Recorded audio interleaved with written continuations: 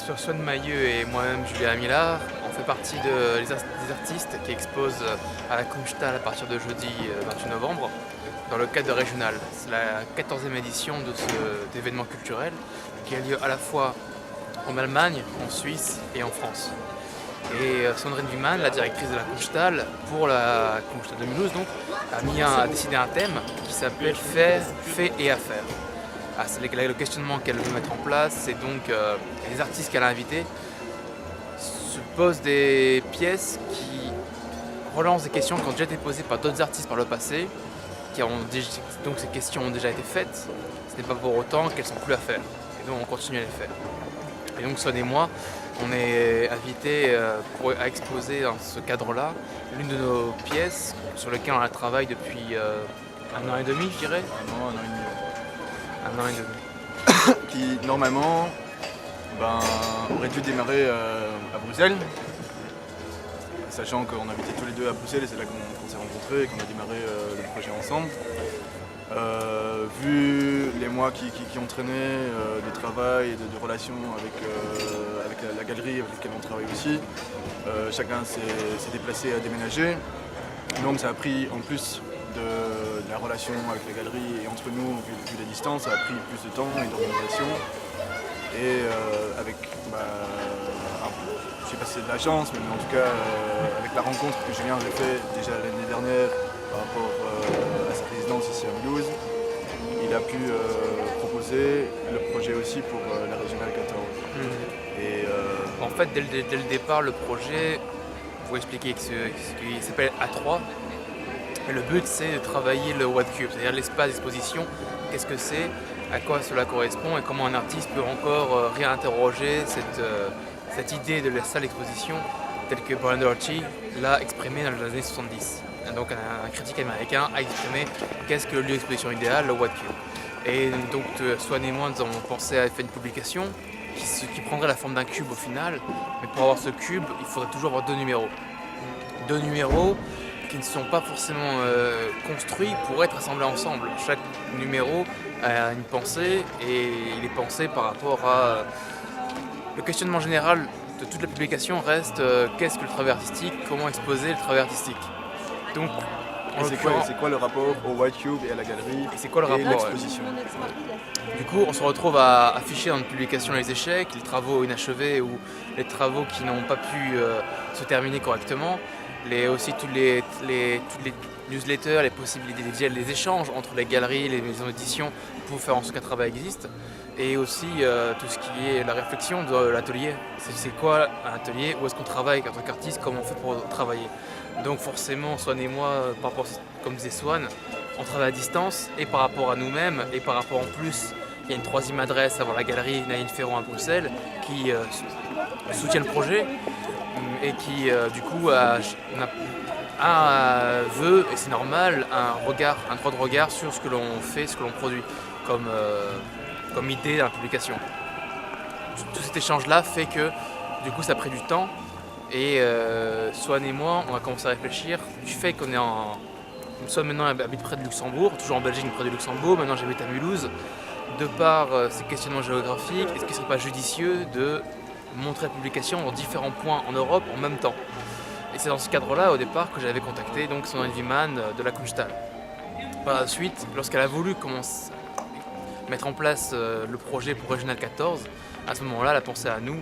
Elle nous a demandé si ça nous branchait de participer à ça, et on a dit allons-y. Ouais. Et donc maintenant on installe le cube, non pas un cube, mais il y a 10 numéros.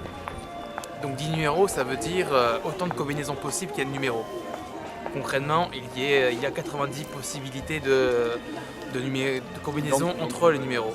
Là, pour le cas de régional, on ne met pas 90 cubes, on va en mettre 28. Entre 20 et 30. Mais il se trouve que là maintenant on est quelque peu en retard.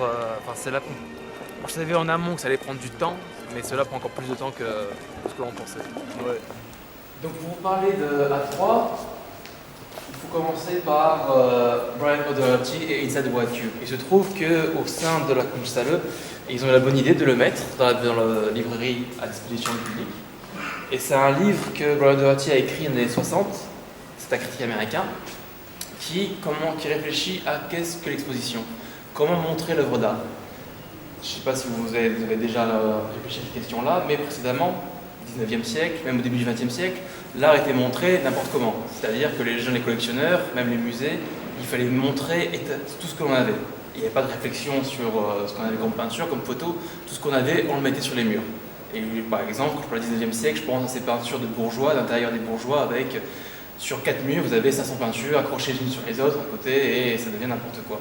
Ou même au début du XXe siècle, quand vous voyez les photos de Gertrude, qui était la première collectionneuse à acheter du Picasso ou du Matisse, vous avez tous les tableaux mis du sol au plafond sans réelle cohérence. Donc dans les années 60, il y a Bernard Doherty qui commence à réfléchir à qu'est-ce que exposer l'art, parce que justement il y a de nouveaux artistes conceptuels qui eux-mêmes montrent des choses différentes. Et par rapport à ces réflexions, à ces choses qui sont montrées actuellement à ce moment-là, Doherty réfléchit à l'espace du White Cube. Le White Cube est donc la salle d'exposition, l'espace d'exposition, le lieu dans lequel l'art est montré. Et pour pouvoir le montrer, parce que l'art conceptuel est très frêle et très mince, il faut que les murs soient vierges. Les murs sont blancs, le mur est une couleur neutre, le sol, le plafond aussi, il faut juste qu'il y ait une lumière pour éclairer le tableau ou les œuvres. Et toute la réflexion est portée là-dessus. À partir de là, il y a une critique de l'institution, on dirait déjà à ce moment-là, mais ce bouquin donc fut le moteur d'une réflexion menée par les artistes et aussi par les exposants, les curateurs et toutes les personnes qui sont dans l'art depuis 50 ans. Donc Swan Mayeux et moi-même, quand on a commencé à se côtoyer, à réfléchir à l'art et à qu'est-ce que montrer l'art, qu'est-ce qu'exposer l'art, on a commencé à réfléchir à ce bouquin-là justement, à savoir qu'est-ce qu'aujourd'hui ça signifie encore Inside the White Cube. Sachant que, par exemple, ici à la Plage c'est clairement un White Cube. Vous avez les murs vierges, tout est blanc, vous savez très bien que vous venez ici pour voir de l'art. Et parallèlement à ceci, il y avait une envie commune que nous avions, c'était de travailler ensemble naturellement, mais aussi de créer une publication, créer quelque chose, une édition qui nous permettrait de réfléchir à la forme de l'édition, mais aussi au texte, à l'image, aux photos, et à pouvoir manipuler ces choses-là pour arriver à une autre forme, à une nouvelle monstration. Et simplement, l'idée rigolote au départ qu'on a eue, c'était de le White Cube, on va le garder. On va garder le White Cube, le cube blanc, il sera intact, et on va faire une édition en forme de cube. Donc, on pense à faire un cube pour l'édition, et très rapidement, la question reste que le White Cube, on va le garder aussi. Donc, l'intérieur du cube, on va le conserver, il va être vierge.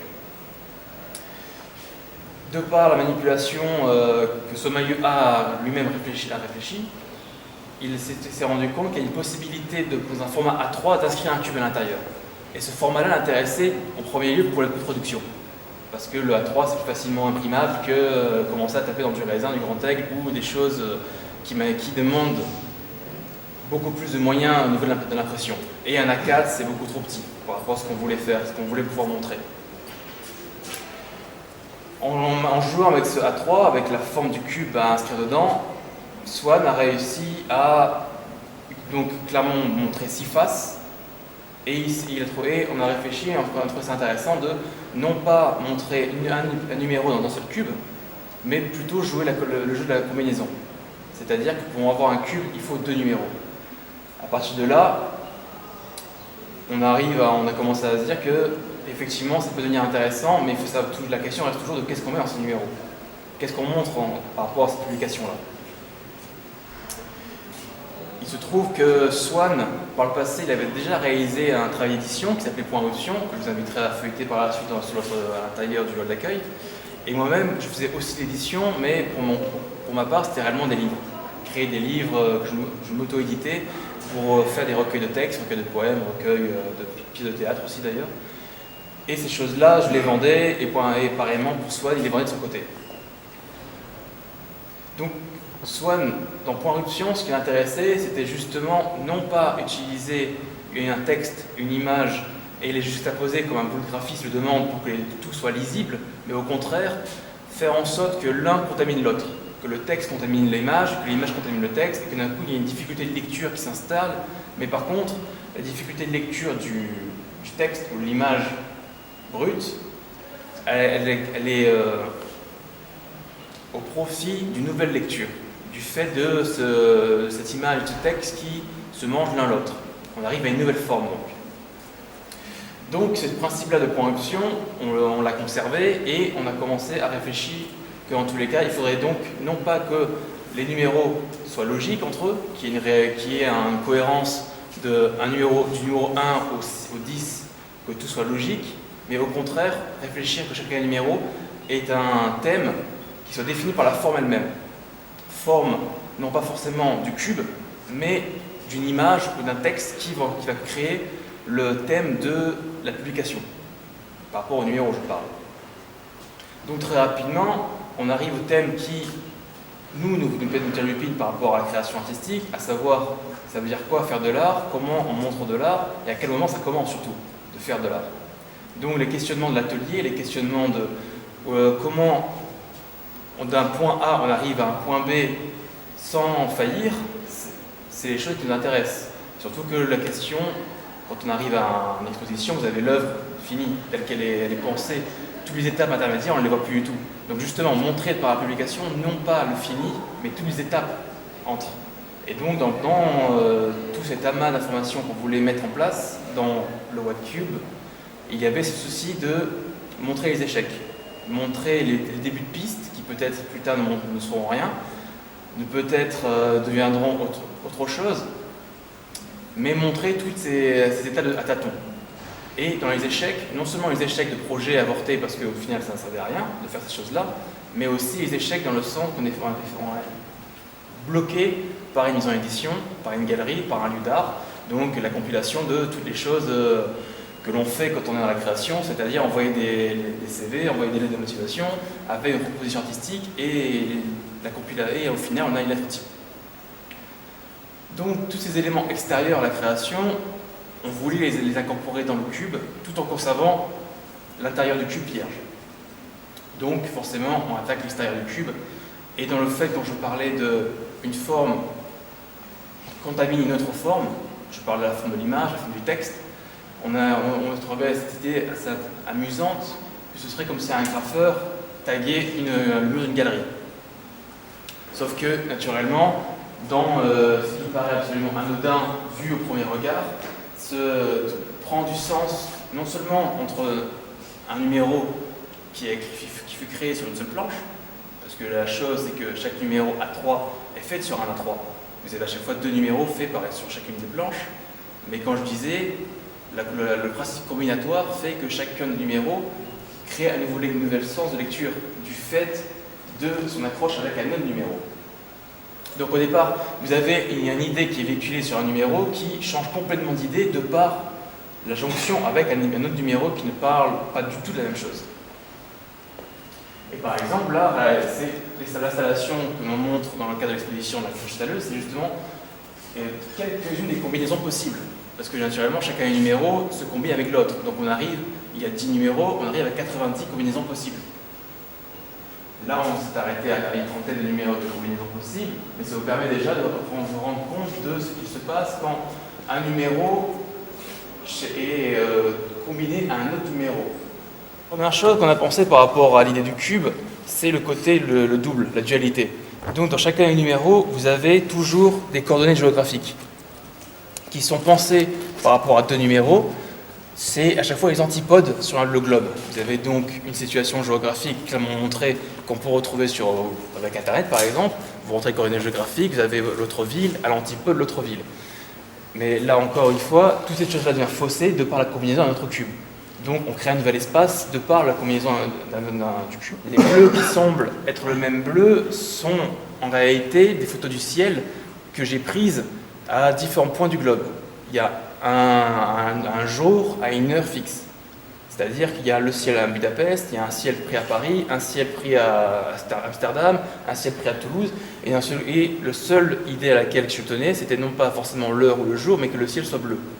Donc au final, on a cette espèce de monochrome constant qui arrive, mais la seule nuance qui se passe, c'est par rapport au titre, et le fait que l'on sait que ce n'est pas le même endroit. Mais au final, du fait que c'est le même monochrome bleu, ça pose la question de où on se trouve. Au final, on est au même lieu. De la même façon que Son et moi, on travaille à distance, mais nous sommes dans le même lieu par rapport au WhatCube, par rapport à cette idée du cube à manipuler et à transformer. Les secondes images Vous voyez, c'est un début de recherche que Swann a mené de son côté par rapport au travail personnel, sur lequel il voulait réfléchir à qu'est-ce que dans les arts, les formes qui existent depuis l'art moderne, qui sont véhiculées, transformées depuis 100 ans, mais par rapport au champ. Dans l'agriculture, de même, c'est naturellement du dessin à l'échelle incommensurable. Les paysans dessinent le sol, dessinent des paysages. Donc, de par Google Earth, il avait accès à ces paysages que les paysans font à travers le monde, et il a pris à chaque fois la photo d'un champ sur chacun des continents du globe. Et il a exterminé simplement tous les noms, les topographies, tous les noms qui sont issus là-dessus. Donc au final, on n'a plus accès à, encore une fois, à une identité, à une donnée du globe, mais à simplement des formes, et qui rappellent du dessin. La seconde chose, c'est aussi, par rapport à l'espace atelier, c'est cette chose-là, qui se trouve dans votre numéro ici, où en fait, ces données, comme en carte, c'est à l'époque, Swann vivait à Liège, et il a simplement marqué une zone de Liège avec en gros plan la rue à laquelle il a travaillé pendant 1 an et demi, enfermé dans sa chambre, à travailler sur le palimpseste. Le palimpseste, si vous ne connaissez pas d'ailleurs, c'est le principe historique de quelqu'un arrive, il écrit son nom sur un mur pour devenir immortel, une autre personne arrive et il efface le nom. Donc le palimpseste, c'est effacer. Donc au final, pendant 1 an et demi, il s'est retrouvé dans sa chambre à effacer continuellement ses dessins. Et c'est tout ce que l'on a, parce que moi-même personnellement je ne les ai jamais vus, parce que ces profs de dessin ils les a effacés. Il ne reste que des feuilles gommées avec des traces de crayon, mais on ne voit plus grand chose dessus. Et par contre, ce qui existe vraiment, c'est donc le souvenir, cette carte, avec l'atelier dans lequel cette chose-là s'est passée. Et tout le principe de réalité de l'endroit où l'on se trouve, elle est plus ou moins argumentée dans ce texte que j'ai rédigé, qui s'intitule « Don Quichotte comme preuve irréfutable que la réalité est une fiction ». Où le texte traite d'une chose très simple. Il y a donc Cervantes qui écrit Don Quichotte, tout le monde est content. Plus tard, il y a Borgiès qui écrit donc Pierre Ménard, dans lequel Pierre Ménard a écrit Don Quichotte sans connaître Don Quichotte. Là, réellement, il y a Felicia Atkinson, une écrivain américaine, je crois bien, ou anglaise, qui réécrit Don Quichotte en faisant une femme, et en faisant un récit complètement schizophrénique et enfermé en hôpital psychiatrique. Et il y a un troisième élément qui se trouve que réellement, Cervantes, la seconde partie de Don Quichotte, il ne l'a jamais cautionné. Il n'a jamais voulu l'écrire, il l'a écrit parce que quelqu'un d'autre avait écrit avant que lui-même écrive la seconde partie de Don Quichotte. Donc pour faire plus simple, il se trouve que Cervantes écrit dans le livre 1, il est content, c'est un grand succès, et il y a un autre gars qui se dit « Oh c'est trop bien, je vais faire le livre 2 pour récupérer de l'argent ». Donc Cervantes n'est pas content, il fait un procès, et du coup il fait le livre 2. Et donc tout le récit, qui est donc avec la multiplication des faits, argumente tous ces éléments-là pour arriver au final que personne ne sait qui a fait Don Quichotte, qui a écrit Don Quichotte, mais Don Quichotte existe réellement. Et on est certain que dans tous les cas, Don Quichotte, c'est l'histoire d'une personne qui vit sa vie à travers l'image romanesque que ces livres véhiculent. Je fais un petit parenthèse parce que sur ce numéro, il y a un autre élément sur lequel on trouvait intéressant d'exploiter, Swann et moi, c'était que si on crée notre espace d'exposition, on ne va pas forcément se glorifier et montrer notre travail, il serait intéressant d'inviter aussi les artistes. Donc on invite des amis à nous, on leur propose, dès le départ on leur dit quel est le principe du cube, qu'est-ce qu'il va être, et comment la chose peut être modulable selon leurs envies. Et il y a donc plusieurs artistes amis qui nous répondent, dont celui-ci, qui s'appelle Robin Genoux, qui a fait toute une série d'anagrammes. Il a récupéré simplement sur les paquets de cigarettes fumer tue, fumer provoque le cancer, etc. Et il s'est amusé à créer des anagrammes. Et là, l'une des photos qu'on a choisies, c'était donc votre femme s'engrave du cul et attire votre entourage nu. Et donc naturellement, il y a énormément d'anagrammes, toujours sur un ton un peu graveleux. Il s'amuse un peu là du chant de faire des choses qui sont un peu potaches, mais qui prennent sens de par l'endroit d'où la phrase est tirée.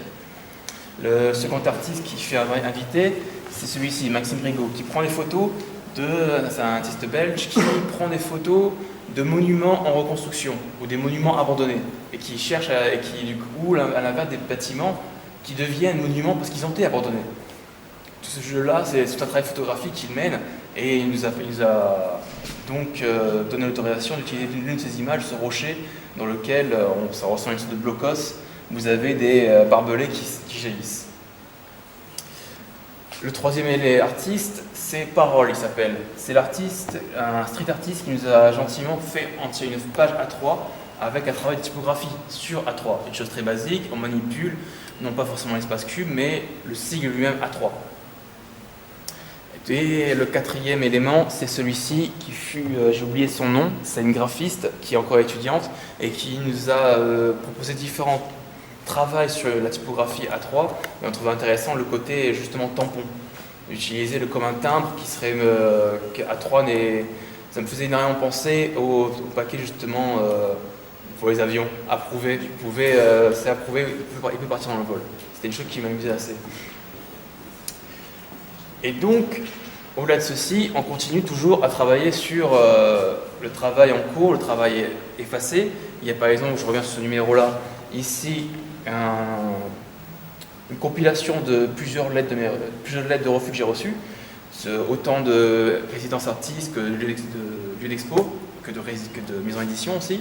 Et ici, il y a un site web qui fut résilié, puisque Swan avait acheté le nom de domaine, mais il n'a jamais eu l'occasion de travailler dessus. Du coup, le site l'a fermé. Si on ne fait rien dessus, les sites, normalement même sont gratuits, ils décident de fermer la chose.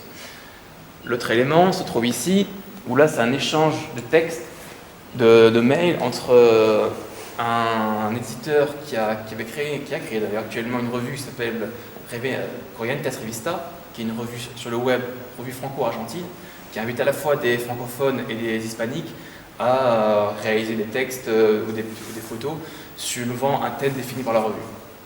L'un de mes textes fut choisi pour être publié sur la revue, mais naturellement, travail d'édition faisant, il y avait quand même une relecture à opérer pour ne pas choquer, suivant les termes que j'employais, pour retravailler. Donc, ce qu'on a publié ici, c'est justement tout ce travail d'échange sans avoir le texte. L'autre élément, c'est ici aussi, avec le travail en cours, que Swan avait commencé à faire cette petite forme, et il ne sait toujours pas ce qu'il va en faire, mais ça reste un possible suite de projet. De la même façon ici, c'était un début de piste que Swan commençait à élaborer et qui n'a pas continué. Et je vois que j'ai dévié parce que justement, avec cet élément-là, par rapport à la typographie, il faut savoir que cet élément-ci, c'est en fait, Swan a écrit à la va-vite A3 sur une feuille, il l'a scanné et il a demandé à l'ordinateur de transformer ce dessin en typographie.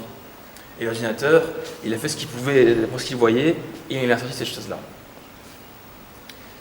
L'autre élément encore, c'est le fait que non seulement on a donc créé ce cube, c'est celui d'exposition qu'on occupe et avec lequel on joue, mais il y avait aussi l'idée, dès le départ, et chose que je n'ai pas dit au commencement, mais c'est la chose que je trouve qui est la plus amusante, dirons-nous, c'est le fait que c'est une galerie qui nous finance. On est allé voir une galerie d'art à Bruxelles qui a accepté le projet. Donc la galerie a accepté le fait qu'on ne jouerait pas dans sa galerie, mais elle finance notre propre espace d'exposition, qui a pour but non pas d'occuper sa galerie, mais d'être exposé ailleurs. Donc il y a tout ce jeu ironique de la galerie accepte de ne pas montrer ce qu'elle possède elle-même, mais par contre de montrer le lieu d'expo de quelqu'un d'autre. Chose qu'une galerie ne montre pas forcément. Et ça me fait penser justement à la pièce que Santiago Sierra avait réalisée dans les années 90 pour l'inauguration d'une galerie, où en fait Sierra avait mis un rideau de fer sur la galerie. C'est-à-dire les gens étaient tous invités à aller voir la galerie pour la première ouverture, ils se sont retrouvés face à un mur de fer, c'est fermé, vous ne pouvez pas venir. Et quelque part, il y a ce jeu-là avec le A3, beaucoup moins violent et pugnace, mais il y a cette idée quand même de ne pas occuper l'espace de la galerie, mais occuper son propre lieu. Et deux derniers éléments qui me semblent intéressants, c'était par rapport à ces numéros-ci. D'un côté, c'est des flyers de différentes expositions à laquelle j'ai participé ou que j'ai moi-même, que c'était une exposition solo. Et de ce côté-ci, c'est tous les bouquins qui influencent Swan par rapport à son travail artistique. Donc on utilise du coup dans les deux derniers numéros la face extérieure du cube, véritablement comme vitrine de ce qui se passe à l'extérieur. Pour ma part, j'ai vraiment utilisé la phase publicitaire de les flyers, ça sert à montrer ce que l'on fait, donc voilà. Et Swan, il a plutôt montré les ouvrages qui le nourrissent pour réfléchir à la suite de son travail.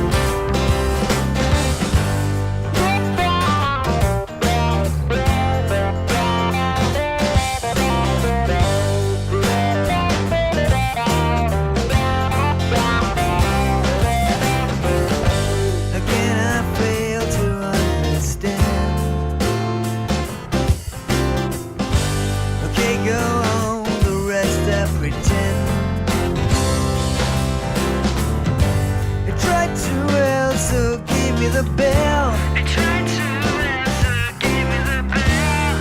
Okay, go on. Okay, go on. Okay, go on and say, what for heaven's sake is wrong? Am I right where I belong? 7 hours away from Mars. And there's a familiar shell I'm not fitting into well, like 7 hours away from Mars. Oh. Redonnons maintenant le contrôle de votre appareil de télévision jusqu'à la prochaine émission de... Le Furet Mulhousien.